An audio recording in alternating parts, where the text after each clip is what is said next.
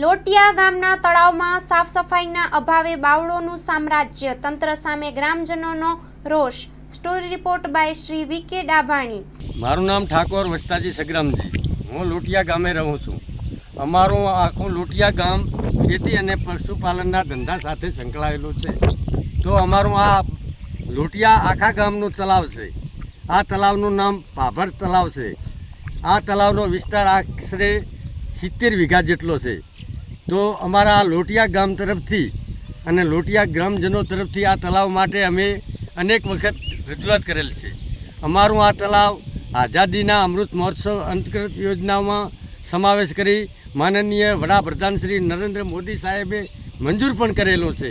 તો આ અમારા લોટિયા ગામમાં લઘુ સિંચાઈના 4 આડબંધો અને 2 તળાવ લઘુ સિંચાઈ પેટા વિભાગમાં આવેલા તળાવો છે.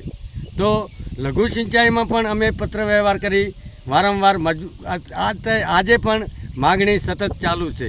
તો મારી તો સરકારશ્રીને નમ્ર વિનંતી છે કે અમારું આ લોટિયા ગામનું આખા ગામનું તળાવ જો મંજૂર થયેલ હોય તો તાત્કાલિક આ જે ગાંડા બાવળો ઉગી નીકળેલ છે એ તાત્કાલિક કાઢવા જોઈએ. જેસીબી મશીન લાવી અને એને જડમૂળથી કાઢી અને આ તળાવની પાળ ઉપર જુદા જુદા પ્રકારના વૃક્ષોનું વાવેતર કરવામાં આવે તો એક આ તળાવ સુંદરમય તળાવ બની શકે તેમ છે. શું નામ તમારું? મારું નામ ઠાકોર વસ્તાજી સગ્રામજી.